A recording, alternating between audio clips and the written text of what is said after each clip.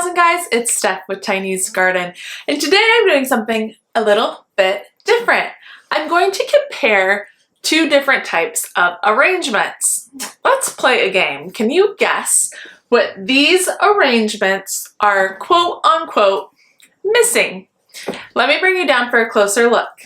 I put this one together a couple days ago, and of course those anemones are just stealing the show. But I'm loving the color. But there's something that I didn't necessarily put in the bouquet that usually a bouquet has. And over here, this is a grouping of the sweet cherry dianthus or sweet William. And this is from several days ago. This is from when I did, oh man, that was a while back. I can't even remember. But it's starting to age a little bit. Point being, what is quote unquote not in each of these? Let's discuss. And there is no right or wrong answer for this, but on purpose, I did not put any fillers in any of these bouquets. A filler is typically something that has a greenery or a certain color or foliage that you put in to kind of take up space and fill in an arrangement with less showy flowers, if you will. But as I was putting these together, I realized all of these don't have purposeful fillers or fillers put in there on purpose. And I thought, this is kind of a good experiment if I would come in after and put fillers in just to see the difference, if I see an enhanced look, if it all looks good to me no matter what, with filler versus without filler, and just to kind of play a game of, is it always necessary to have filler? My inkling is no, because I like each of these, especially this one. I'm goo goo gaga over this one. Oh my gosh. Love that fall color, living for it. But I am a little curious if I get some mahogany red splendor hibiscus in there, if it just takes it to the next level. So we're playing a little game today. Filler or not. So now we're outside here near my cut flower garden, and this is actually some of my neighbor's raspberry bush that I'm going to cut off some of that is on our property, because you can use that as a filler. And this has spikes on it, so heads up, if you're cutting raspberry foliage, it's definitely sharp, so I should use gloves, but I'm just gonna go kind of quickly here. Let's do it.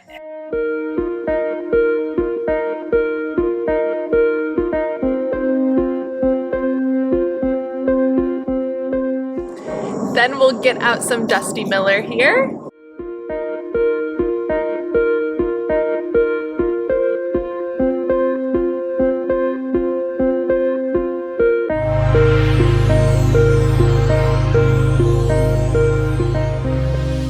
And last but not least, mahogany red splendor hibiscus.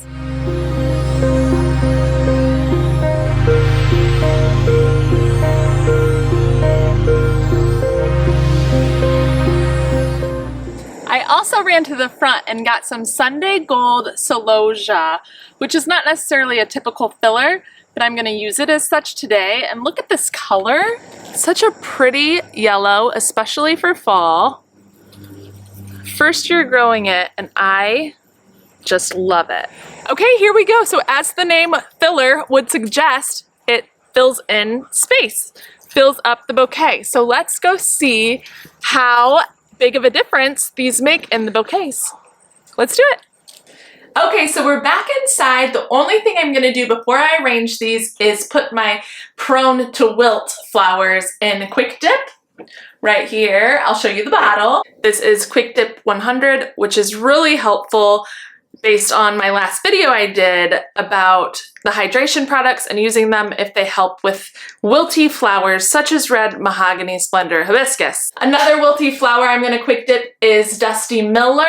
Also mint would be another example. So I have found this really helps. So I've got my little inch poured into this ramekin, and the celosia should be fine and the raspberry stem should be fine. So I'll skip those.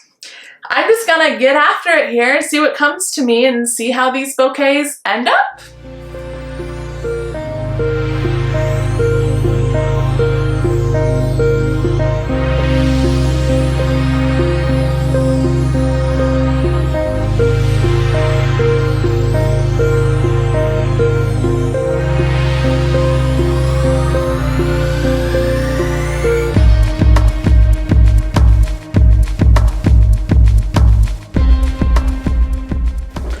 Okay, I'm really liking the difference in these two, especially this one, which started out more sparse because it was just my leftovers from a different bouquet. But let's see what we can do to spice this one up. The problem is, I have next to no room getting in here.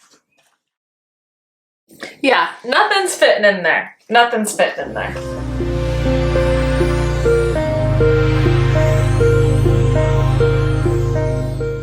Okay, we are back. I am done. And I have to say, I think we have two winners that look really great. Filled in with a little more filler, I can see a difference for sure in this one, and also in this one especially, that started out a little more sparse. And then we have this over here. Didn't work out too well. Why? Well, because this is a old milk can bottle, and there's really no space to get anything in there at the bottom. And the two I managed to get in while also injuring my finger look quite stray and ragged. So in something like this, where you've only got so much room for stems, I would just prefer to stick with the Sweet William in this one. So that's a good keynote takeaway. But focusing on these a little more, I'm really happy with them. And I will say I am very packed in here with this opening at the bottom here. It's not a very big one, but I did manage to get everything in there. And I do like the pop of color that little yellow ties in from the celosia to the vase, and what the red Mahogany Splendor hibiscus gives it too. So winner, winner, chicken dinner. But I think it also looked really pretty without too. So I'm storing some notes in my head. If I had to prefer one, probably this. However, I still like the other one too. And then on to this one. This is a bigger takeaway point for me because it started out thinner. This one was pretty full as is, and I added more to it. Just with 1, 2, 3, 4, 5 stems, it looks much fuller, much better. Kind of ties everything all together with the coloring as well, with the yellow and burgundy. Can really see a difference with this one. So something that's more sparse, huge difference with the filler. That's my takeaway on this. Did I like it before? Yeah, it was fine for leftovers. Do I like this better?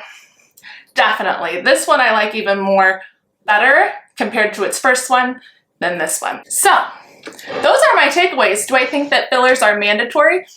Absolutely not. I think you can still have a really pretty bouquet without them, but I think it's doing things like this to experiment and see what really works that's helpful. I know now if I'm doing something in a small, really tight opening, maybe I stick with just one flower and make it a solo bouquet of something. Something like this, I can add more in, really fill her up.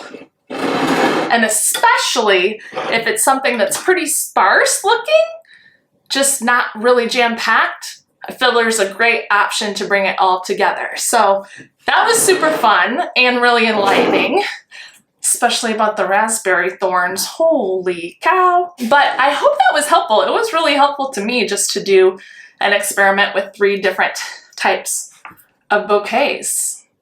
And now we've got 2 really, really fabulous ones and one kind of hunky-dory over here. It's okay, you're still pretty. We're just gonna take those raspberry stems out. But that is it, everybody.